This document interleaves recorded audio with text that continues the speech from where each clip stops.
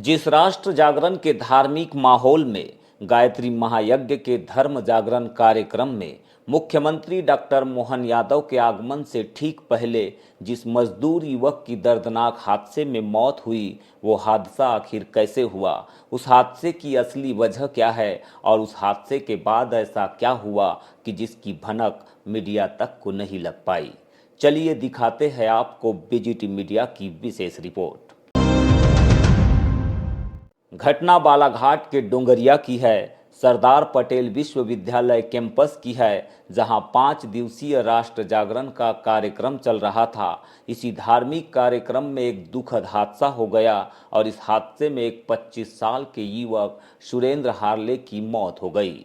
मौत से पहले सुरेंद्र हार्ले की गंभीर अवस्था को लेकर जो कुछ भी हुआ उसकी भी कसमकस भरी कहानी हम आपको जरूर बताएंगे, लेकिन उससे पहले ये जान लीजिए कि मृतक सुरेंद्र हार्ले सिवनी जिले के गांव सिमरिया का निवासी था। उसके परिवार में कुल 5 सदस्य हुआ करते थे, लेकिन अब परिवार में सिर्फ 3 सदस्य रह गए हैं, जिनमें 2 बूढ़े माँ बाप है और एक मानसिक रूप से अस्वस्थ बहन भी शामिल है। 2 साल पहले सुरेंद्र के भाई रंजीत हार्ले की एक सड़क हादसे में मौत हो गई थी और अब सुरेंद्र हार्ले भी दुनिया में नहीं रहा। 2 जवान बेटों की मौत का सदमा झेल चुके ये सुरेंद्र हार्ले के माता पिता बेहद ही गरीब है। उनके पास इस झोपड़ी नुमा घर के अलावा कोई भी जमीन या फिर जायदाद नहीं है। उनकी संपत्ति के तौर पर कोई था तो वो सुरेंद्र हार्ले ही था, जो उनकी हर ज़रूरतों को पूरा कर रहा था। लेकिन उसके बूढ़े माँ बाप को क्या पता था कि एक दिन ऐसा भी आएगा कि उनका बेटा एक गंभीर हादसे का शिकार हो जाएगा। जवान बेटे की मौत के बाद मां को इस बात की जानकारी भी नहीं दी गई कि उनका जवान बेटा अब दुनिया में नहीं रहा। उसे तो इस हादसे की जानकारी तब पता चली जब परिवार के कुछ सदस्य सुरेंद्र हार्ले का पार्थिव शरीर गांव लेकर पहुंचे। बोले उसकी माँ बोले रो रो के झुरप जाएगी, उसको बताना मत। बताया नहीं, परिवार वाले तो घर आ गए, मेरा बेटा लेखो आ गए जब मेरे को पता चला। और अब हादसे का वो कारण भी जान लीजिए जिसकी वजह से सुरेंद्र की मौत हो गई। दरअसल हुआ यह था कि 1 दिसंबर को गायत्री महायज्ञ का धुआं पूरे पंडाल में जमा हो गया था। इसकी वजह से महायज्ञ में आहुति देने वाले श्रद्धालुओं को पीड़ा हो रही थी, जिसको लेकर गायत्री परिवार की ओर से धुएं को पंडाल से दूर करने के लिए टेंट ठेकेदार को डोम के साइड में लगे कुछ पर्दे हटाने के लिए कहा गया था। इस काम के लिए ठेकेदार ने कुछ लड़कों को जिम्मेदारी सौंपी थी और दूसरे दिन का महायज्ञ शुरू होने से पहले ही रात में ही पर्दे हटाने की कवायद शुरू की गई। इस कवायद के लिए टेंट के ठेकेदार ने जिन लड़कों को काम पर लगाया था वो करीब 30 से 40 फीट ऊंचाई से पर्दे हटा रहे थे, लेकिन उनके पास इतनी रात में काम करते समय किसी भी तरह के सुरक्षा उपकरण मौजूद नहीं थे। लिहाजा पर्दा हटाते समय सुरेंद्र हार्ले रात के 11 बजे एक हवन कुंड के पास सिर के बल गिर गया, जिससे वह बुरी तरह से जख्मी हो गया। इस बात की खबर बाहर तक न जाए, इसलिए विश्वविद्यालय के कुलाधिपति दिवाकर सिंह ने तत्काल सुरेंद्र को अपने हॉस्पिटल पहुंचवाया, लेकिन उसकी मौत हो गई। इस घटना के बाद उसे सरकारी अस्पताल भी भिजवाया गया, लेकिन खबर को सरकारी महकमे की मदद से ही दबाने की पुरजोर कोशिश की गई, जिससे कि यह बात बाहर तक न जाए और 3 दिसंबर को होने वाले मुख्यमंत्री के कार्यक्रम में किसी भी तरह की बाधा न पहुँचे।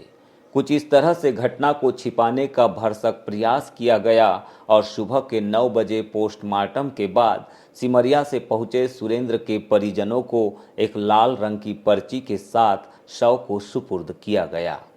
सर, हमको 2 बजे रात में फ़ोन आया कि डोम से गिरने से आपके यहाँ सुरेंद्र हार्ले की मृत्यु हो गई है और गाड़ी लेके वो लोग हमारे यहाँ आए हमको ले जाने के लिए।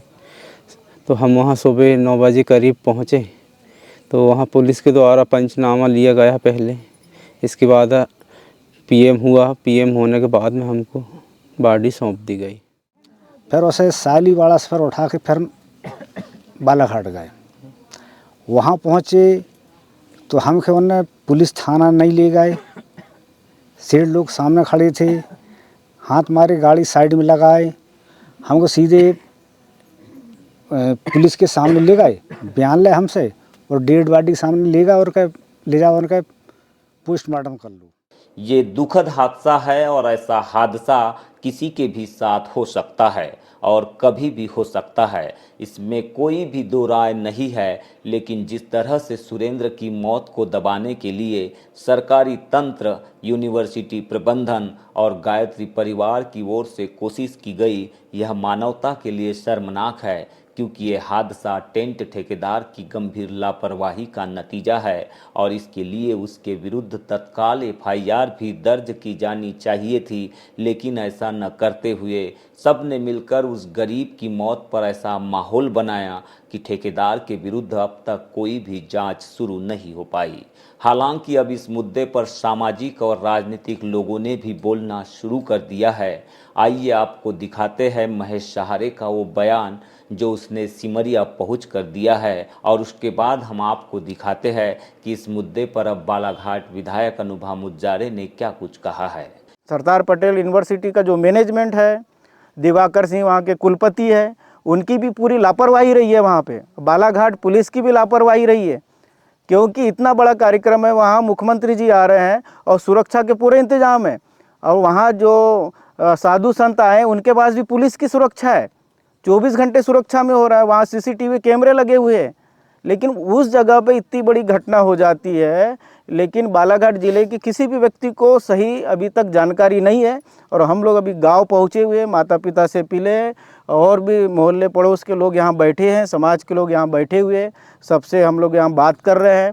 सुरेंद्र हार्ले के साथ न्याय हो, उसको न्याय मिले, और ये जो टेंट हाउस वाले हैं इनने जो गलती करे उन पर कार्रवाई हो और उनको मुआवजा की राशि दिया जाए। अगर बीमा रहता तो बीमा की राशि इनको मिलती। मुख्यमंत्री जी के संज्ञान में अगर बात रहती तो मुख्यमंत्री जी घोषणा करते। जिस घटना स्थल यूनिवर्सिटी में हुआ है वहाँ के कुलपति को जिनकी मदद करें, ये सब छुपाने का काम किया गया है। गरीब परिवार का बेटा जो खो चुका है, उनकी मृत्यु हो चुकी है, बूढ़े माँ बाप बचे हुए, उनका कोई सहारा नहीं है। तो हाई प्रोफाइल कार्यक्रम होने के कारण बताइए कि एक गरीब आदमी की जान चली गई, जान से बढ़ के क्या होता है, और उस मामले को रफा दफा करने की पूरी कोशिश की गई। ये अत्यंत शर्मनाक बात है, ये बेहद शर्मनाक बात है और ये जांच का विषय है। और हम भी इसके तह में जाने की पूरी प्रयास कर रहे हैं और पूरी जानकारी लेकर, और इस मामले को भी पूरा गंभीरता से उठाया जाएगा, क्योंकि जीवन सबका एक समान है। यहाँ पे पैसे और ओहदे और पद और पावर की बात नहीं आती। और अगर उस गरीब हमारे मजदूर भाई के जीवन का अंत हुआ है दुर्घटना में, तो उसमें जो भी दोषी व्यक्ति है उस पे जांच में मामला आना चाहिए और उस दोषी व्यक्ति पे सख्त से सख्त कार्रवाई होना चाहिए। और हम इसमें जितना कर सकेंगे हम बराबर करेंगे। और दुखी परिवारजनों के प्रति मेरी संवेदना है, सहानुभूति है, और उस दिवंगत आत्मा के प्रति मैं श्रद्धांजलि अर्पित करती हूँ। और उनको न्याय दिलाने के लिए और उनके परिवार को जो नियम के अनुसार मुआवजा मिलना चाहिए उसको दिलाने के लिए भी हमारा पूरा प्रयास रहेगा। हिंदू समाज के दलित जाति से ताल्लुकात रखने वाले सुरेंद्र के साथ हुई इस घटना पर न्याय की उम्मीद तो हम कर ही सकते हैं, लेकिन सवाल ये भी है कि धर्म जागरण के नाम पर, राष्ट्र जागरण के नाम पर क्या इस तरह के कृत्य को माफ किया जाना चाहिए जो सुरेंद्र जैसे गरीब मजदूर की मौत के लिए जिम्मेदार है।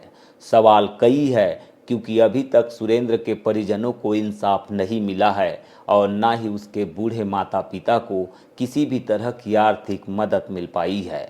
सर ये सुरेंद्र है, जो मेरा साला है। और सर मेरी कुछ जानकारी ये मिली, आज ही आए थे, आज उनका तीसरा था, तो उनका मैनेजर आया था जो टेंट में मैनेजर है।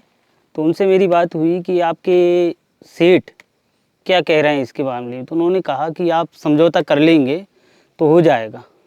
फिर उन्होंने एक भी कहा कि सेठ पैसे वाला है, वो समझौता नहीं करेगा, वो लिंक वाला आदमी है, आप कुछ नहीं कर पाते, उसको बैठ के बात कर लो तो आपकी इसी में भलाई है। तो मैंने कहा सर मैं तो समझौता नहीं करूँगा, मेरे को उन्हीं से क्वेश्चन करूँगा कि वो कितना कमाता, उनका सहारा कितना होता सर। तो उन्होंने कहा जो भी है तो अपन बैठ के बात करेंगे, पर इसके आगे और कोई बात नहीं है सर मेरी।